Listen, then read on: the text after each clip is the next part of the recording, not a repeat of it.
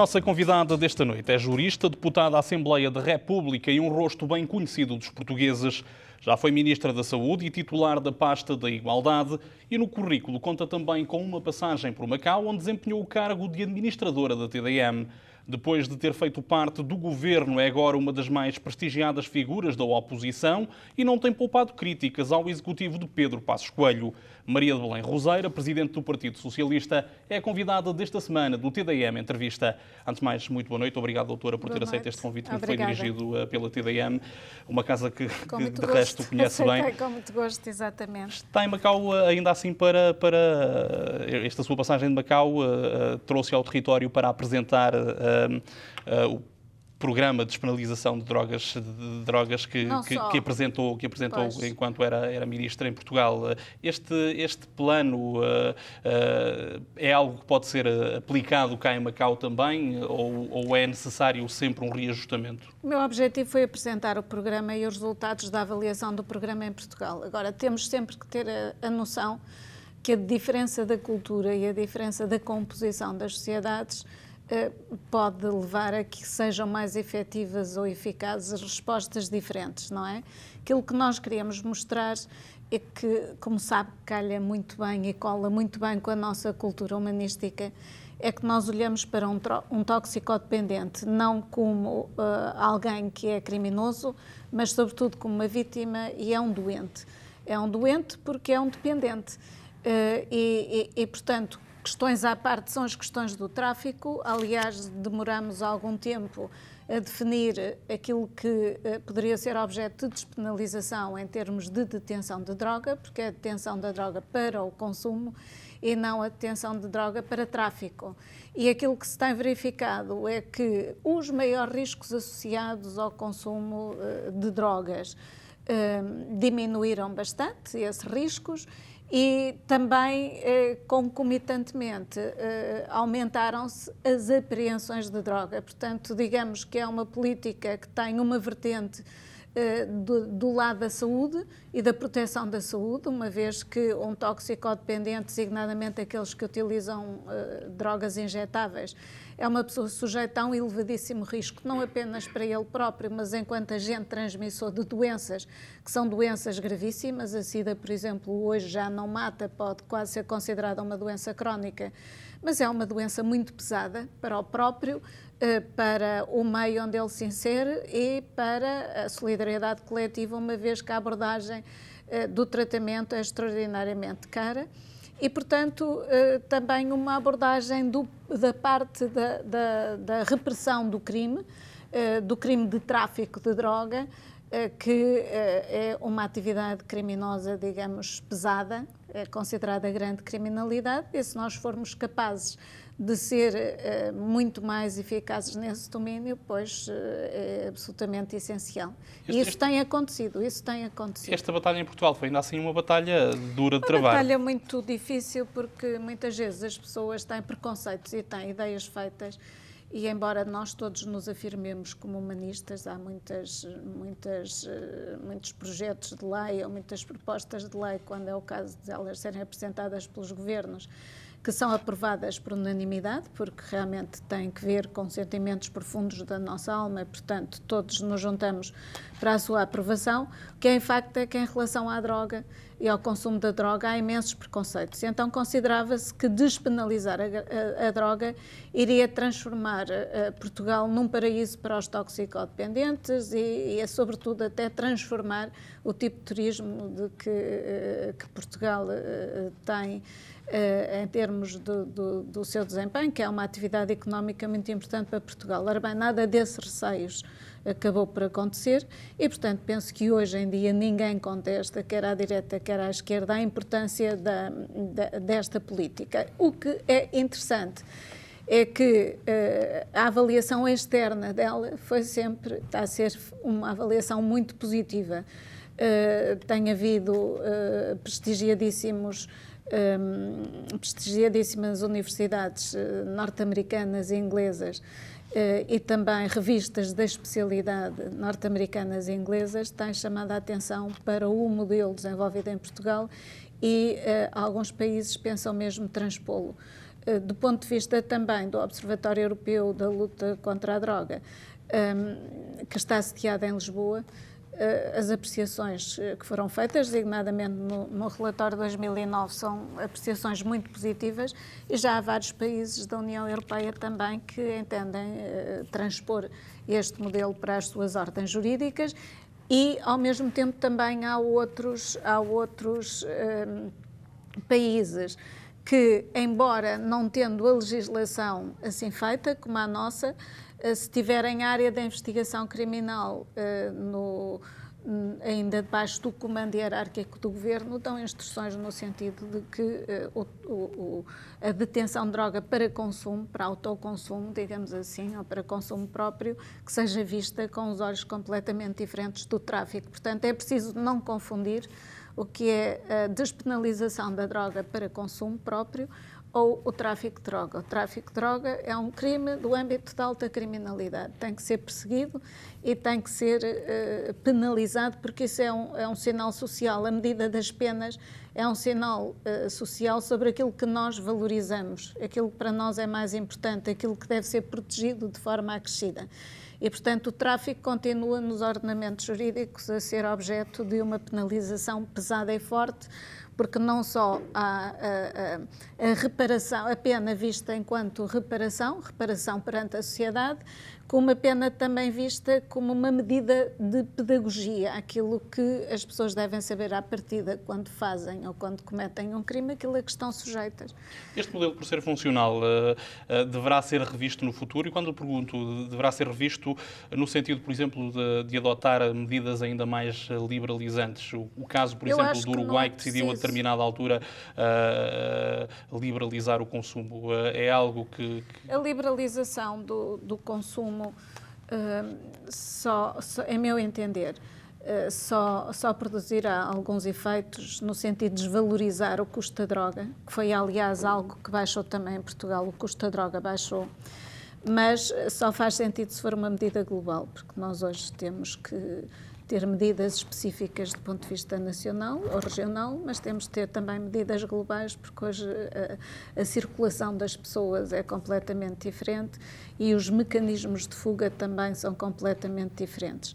E, portanto, eu acho que há medidas que, a serem alguma vez tomadas, só fazem sentido se for a nível global. Se for a nível de cada um dos países, não tem grande impacto. Referiu já por duas vezes a necessidade de políticas humanistas. É incontornável falar da crise económica. Isto para lhe perguntar, a crise económica pode colocar em causa a natureza de algumas medidas humanistas?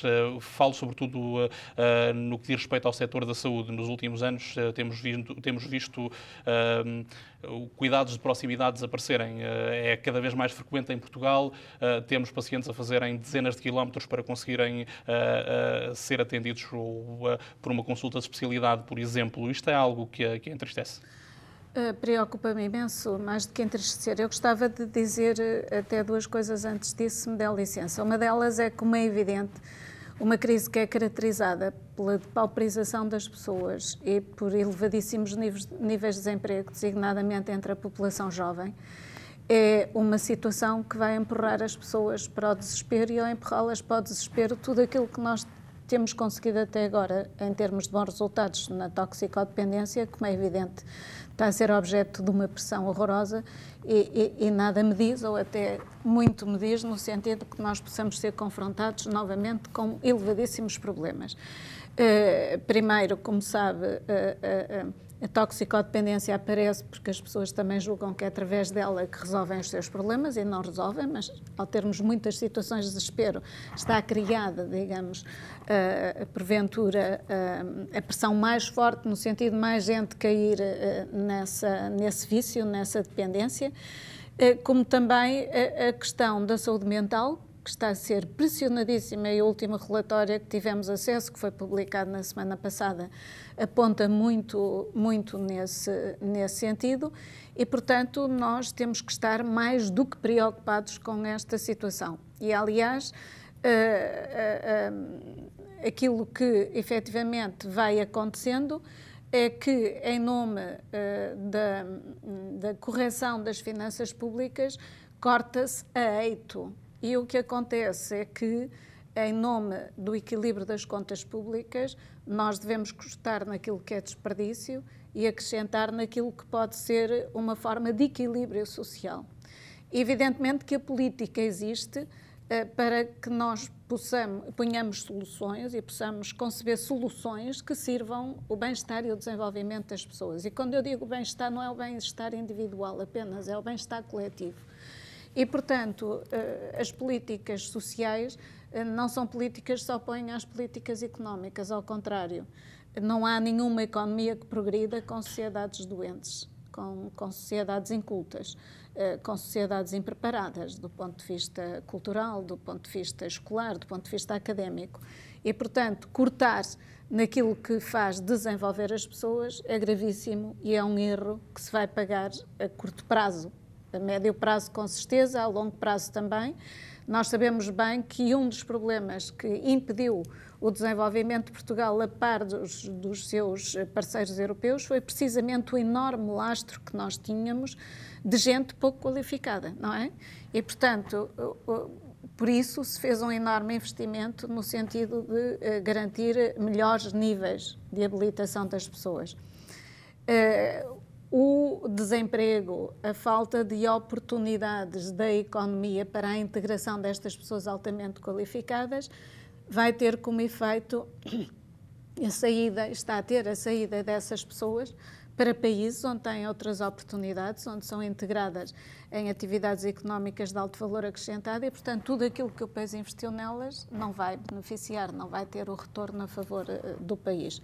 E, sobretudo, hoje em dia, como sabe, a imigração, este tipo de imigração, a imigração qualificada, é diferente da imigração dos anos 60, porque a imigração dos anos 60 era uma imigração familiar e neste momento é uma imigração de jovens que normalmente até constituem família depois nos sítios onde estão a trabalhar.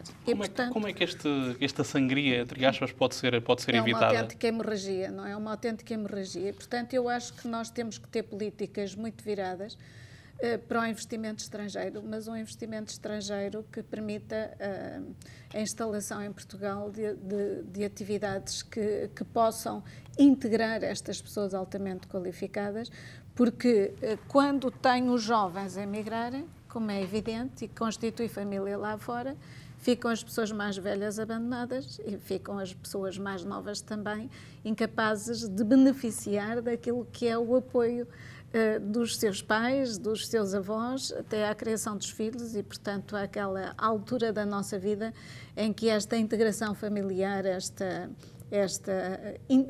consideração, este olhar para a família como uma entidade intergeracional é mais importante.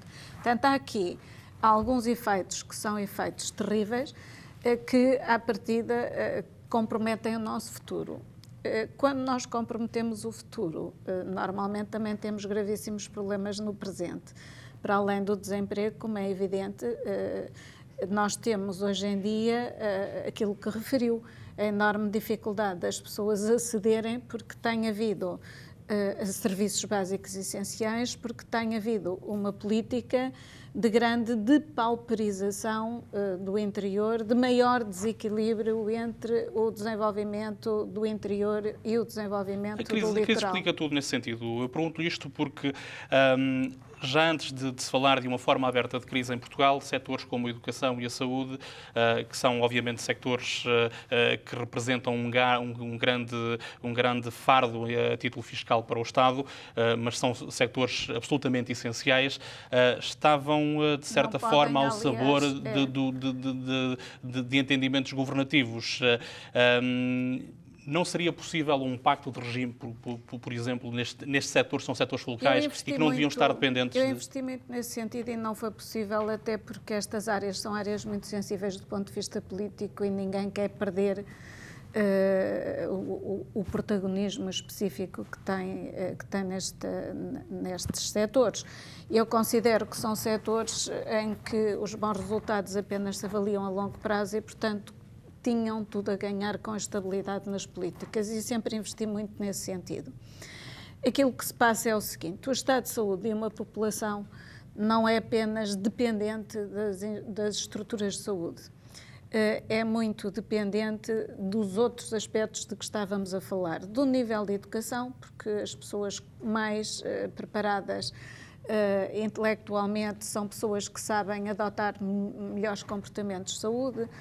Também o nível de rendimento das pessoas é muito importante, porque as escolhas que se fazem designadamente a nível alimentar também são muito importantes para o nosso estado de saúde, e aquilo que se verifica é que quanto mais pobres são as pessoas, menos capacitadas são, os problemas de saúde são mais graves e são normalmente também muito mais pesados. Não há dúvida que fazer saúde e ter estruturas de saúde é muito caro. Desse ponto de vista, estava a dizer que é um fardo para as sociedades. Não. Exige muitos recursos, mas tem um retorno enorme em termos de recursos também do ponto de vista social. Aliás, sabe bem o que é que significa a doença de uma pessoa. A doença de uma pessoa é uma tragédia, sobretudo uma doença grave. Portanto, daquilo que se faz no sentido de controlar ou até curar as pessoas é muito importante do ponto de vista social. Portanto, esse retorno, mais do que satisfaz aquilo que é o investimento inicial das sociedades. Portanto, não é um fardo, é algo, uma despesa, que é uma despesa que tem muito mais uma componente de investimento, uma natureza de investimento, do que uma natureza de despesa de exploração. É um investimento que nós fazemos quando promovemos uma sociedade de gente saudável. Agora, também, como eu dizia, fazer saúde é bastante caro e, portanto, nós temos que ter uma adequada hierarquia de cuidados. Nós não podemos ter cuidados especializados em todo o lado, até porque eles são melhores quanto maior for a experiência dos profissionais. E, portanto, há muitas coisas que, sobretudo sendo doenças com incidência relativamente limitada, mas que implicam grande sofisticação de meios tecnológicos e de habilitação humana, de skills, não é? As competências das pessoas, nós temos que as concentrar. Agora, a nível dos cuidados primários e de especialidades básicas, nós temos que as ter o mais próximo possível das pessoas. Mas isso não tem vindo a acontecer. Nos últimos anos há cada vez mais concelhos em Portugal que não têm sequer um serviço de urgências. Não tem vindo a acontecer e, sobretudo, como ao mesmo tempo se alterou a política de apoio ao transporte das pessoas, está-se a verificar grandes dificuldades no acesso das pessoas mais frágeis, precisamente a esse acompanhamento da sua saúde. Muitas vezes nem são sequer coisas muito complicadas, é mais a organização administrativa dos apoios e, nesse aspecto, o Partido Socialista tem feito uma forte pressão no sentido em que esta matéria seja olhada com toda a atenção, porque não basta nós considerarmos ou dizermos, em termos de princípios até constitucionais, que o serviço é universal, se depois as pessoas estão afastadas dele, afastadas do acesso a ele, por causa das suas condições de base. Creio que um dos receios que poderão estar na mente dos portugueses é o facto de algumas dessas características que pautavam o Serviço de Saúde em Portugal poderem não vir a ser recuperadas se Portugal um dia, como é de esperar, se reerguer desta crise. É algo que teme também? Não podemos deixar que isso aconteça. Está ao nosso alcance que não aconteça. E, portanto, aquilo que nós temos que fazer é identificar os problemas e garantir que há uma resposta para eles, uma resposta adequada. Combater os desperdícios, todos estamos interessados em fazê-lo. Combater as más práticas, porque normalmente o desperdício também significa má prática, estamos todos interessados. E deveríamos aproveitar a crise para fazer com que nós preveníssemos tudo aquilo que são erros de procedimentos, erros de comportamentos, no sentido de garantir que as pessoas têm acesso ao essencial. Porquê? Porque a questão do recurso em saúde e os recursos em saúde serão sempre limitados.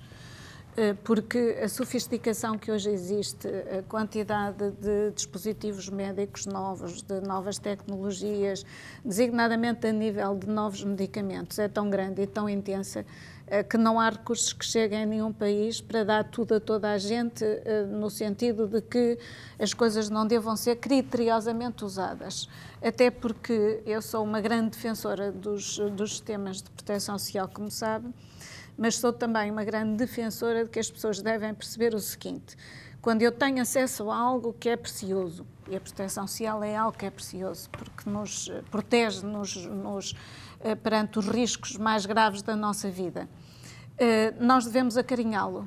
E a melhor maneira de acarinhar é não abusar deles, é usar em função das necessidades e não abusar, fazer daquilo uma utilização egoísta. Não, nós devemos ter acesso àquilo de que precisamos, até porque aquilo que nos é proporcionado é pago o sacrifício de todos. Ninguém gosta de pagar impostos, não é?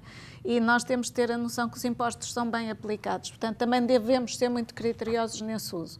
Mas isso significa que temos de ser cada vez melhores na maneira como nos organizamos, na maneira como garantimos que a pessoa, em caso de necessidade, tem direito àquilo de que necessita efetivamente.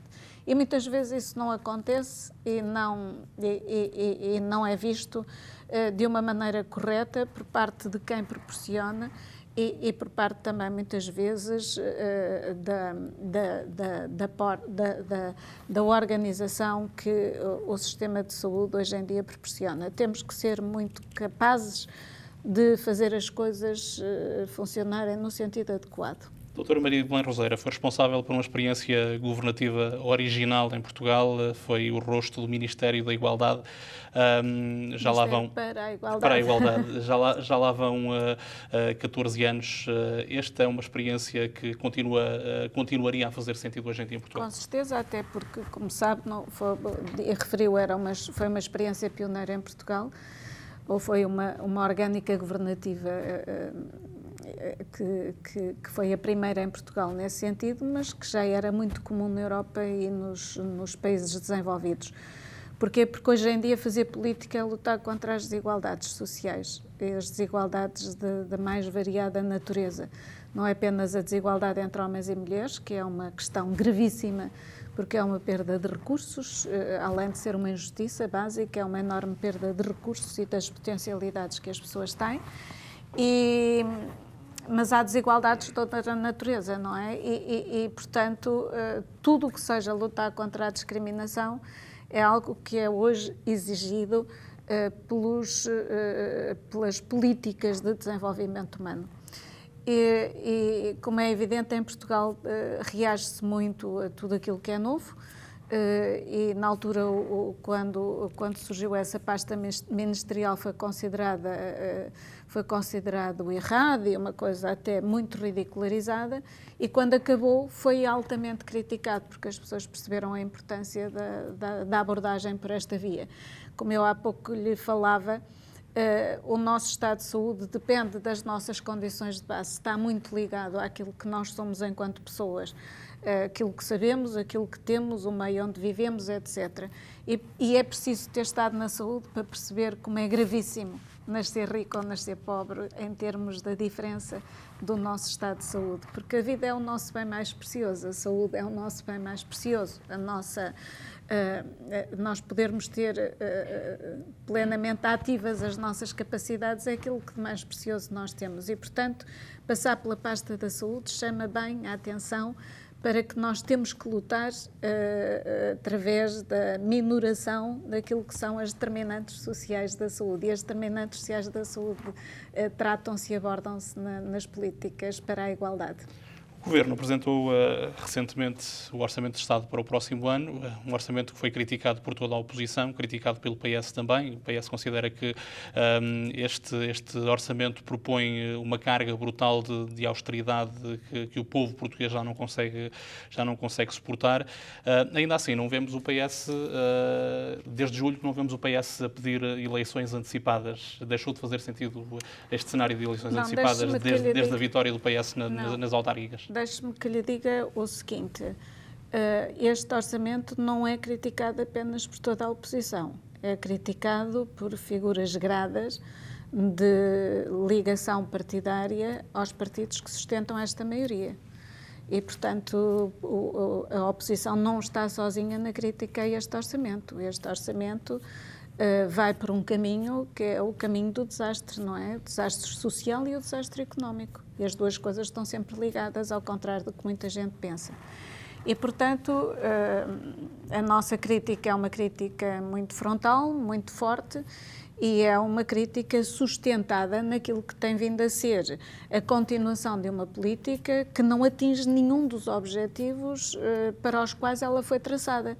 Na medida em que não tem conseguido diminuir ou atingir o déficit que se previa, tem aumentado imensamente os níveis de endividamento público, que era algo que também surgiu para combater e para diminuir, e tem depauperizado tremendamente as pessoas e tem tido como impacto o empobrecimento não só das pessoas, mas do próprio país através da imigração dos qualificados. Portanto, consideramos que é uma política erradíssima e uma política para a qual, aliás, o FMI já está a chamar a atenção. Ainda recentemente foi conhecido mais um relatório confidencial sobre a enorme discussão que foi tida no seu âmbito relativamente à inadequação de todas as medidas que impuseram designadamente à Grécia. E esse relatório é um relatório de há uns anos e, portanto, na altura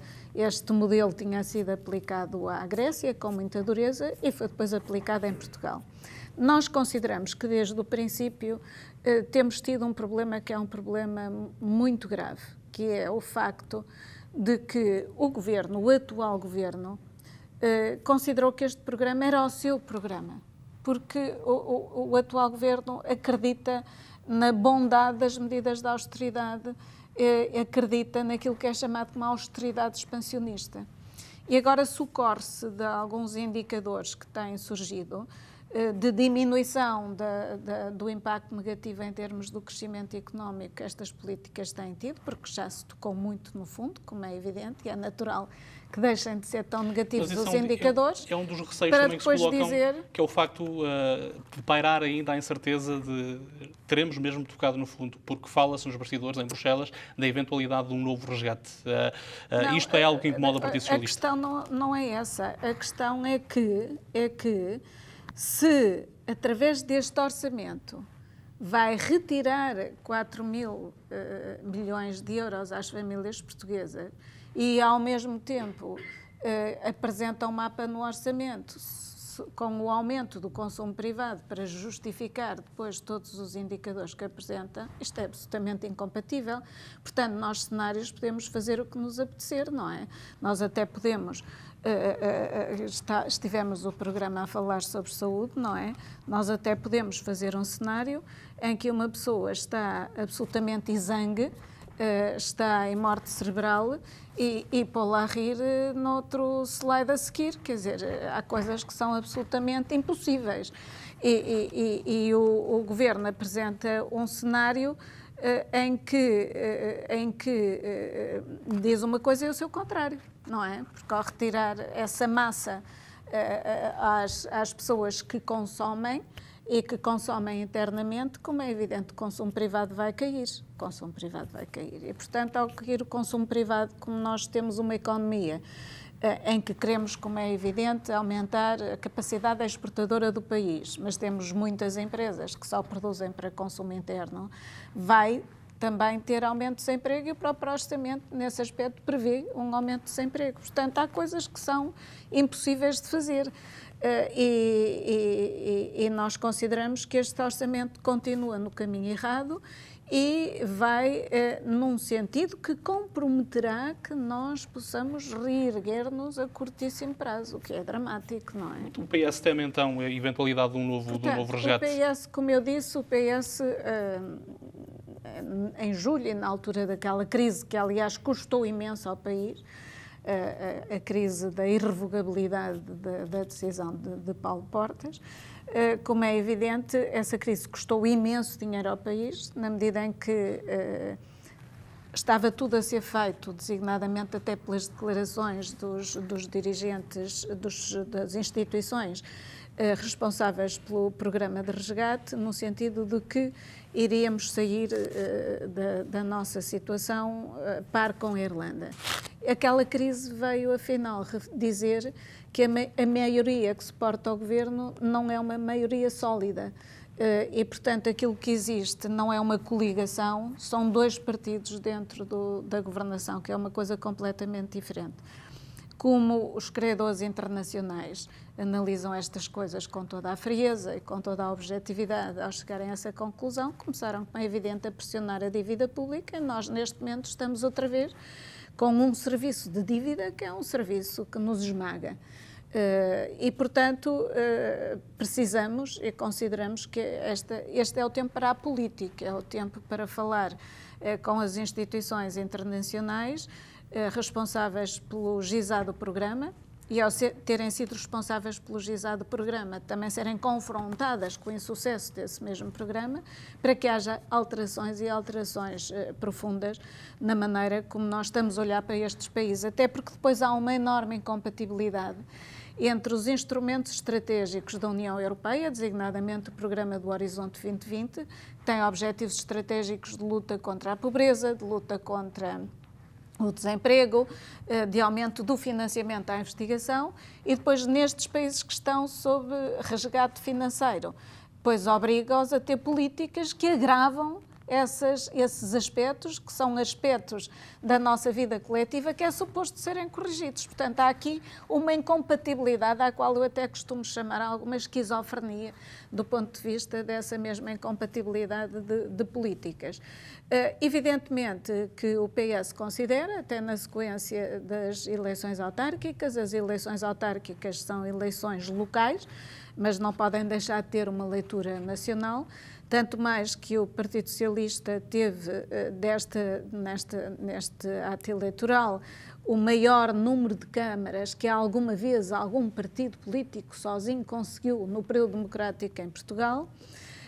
Teve o PSD e o CDS-PP coligados, estiveram coligados na maioria dos concelhos, tiveram um resultado desastroso, e tiveram um resultado desastroso, sobretudo nas principais autarquias do país. Ainda assim, o PS teve menos votos, mas de qualquer forma, o resultado das eleições autárquicas... teve menos votos e houve um aumento da abstenção, porque precisamente se desenvolve políticas que são políticas que as pessoas consideram que são agressivas para elas, desencantam-se com a política e com os políticos.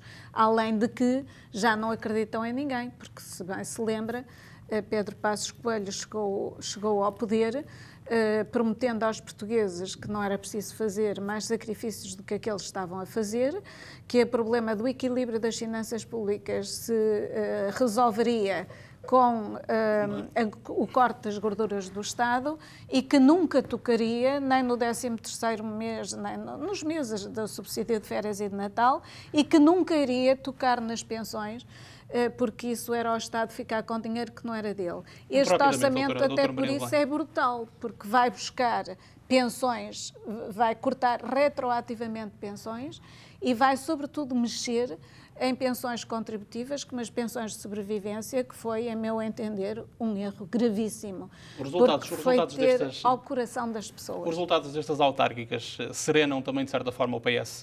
Durante muito tempo, António José Seguro teve a sombra de António Costa a pairar, entre aspas. António José Seguro será o próximo primeiro-ministro de Portugal? Eu considero que sim. Aliás, digamos que do ponto de vista da vida interna do partido, ela é muito transparente, está muito clara, e muitas pessoas gostam de investir muito mais naquilo que destrói do que naquilo que constrói. E as leituras que são feitas são sempre umas leituras que apontam para divisões e mal-estar interno. Não é verdade. Cada um tem o seu papel e é evidente que António José Seguro é o secretário-geral do Partido Socialista, reconhecido como tal por todo o partido, como é evidente, nem de outra maneira podia deixar de ser, e é sobretudo um secretário-geral do partido que pode averbar uma enorme vitória neste ato eleitoral, e, como sabe, os atos eleitorais constituem sempre momentos de avaliação das lideranças partidárias. Tem havido um grande esforço para menorizar a personalidade de António José Seguro, mas eu acho que isso é um dos vícios da política portuguesa, que é tentar desgastar, tentar ridicularizar, tentar diminuir, e realmente um país e um povo que se entretém a fazer essas coisas, em vez de investir na grande autoestima É um povo que não quer e que não promove grandes voos para si próprio. Eu sou absolutamente ao contrário disso. Eu acho que o nosso país é um país com uma história de uma dignidade extraordinária, um povo com capacidades e potencialidades que a maioria daqueles que estão bem não tem, e, sobretudo, qualidades que são muito ajustadas aos tempos modernos, que são tempos de mudança muito profunda e muito rápida. A nossa capacidade de adaptação é fabulosa, portanto, é um ativo extraordinário, e acho que deveríamos abandonar aquilo que é um comportamento tradicional de permanente intriga e de permanente desvalorização, para nos entregarmos então a pensar em que é que nós somos bons, como é que podemos sair disto, como é que podemos ser mais exigentes com o pessoal da política, no sentido de que cumpra aquilo com que se comprometeu junto dos eleitores, sermos mais participativos, mais exigentes, mas sobretudo investirmos naquilo que poderá desenvolver-nos e nunca diminuir-nos. Fica então um apelo. Muito obrigado, doutora Maria Belém, por ter aceito este convite. Foi um gosto regressar a esta casa que já foi minha, e aquilo que já foi nosso continua a ser um bocadinho nosso, efetivamente. Muito obrigado uma vez mais. Obrigada, felicidades para vós. Muito obrigado. Quanto a si que nos acompanhou a partir de casa, o nosso muito obrigado pela sua preferência. O TDM Entrevista regressa como é habitual na próxima terça-feira com um novo tema e um novo convidado.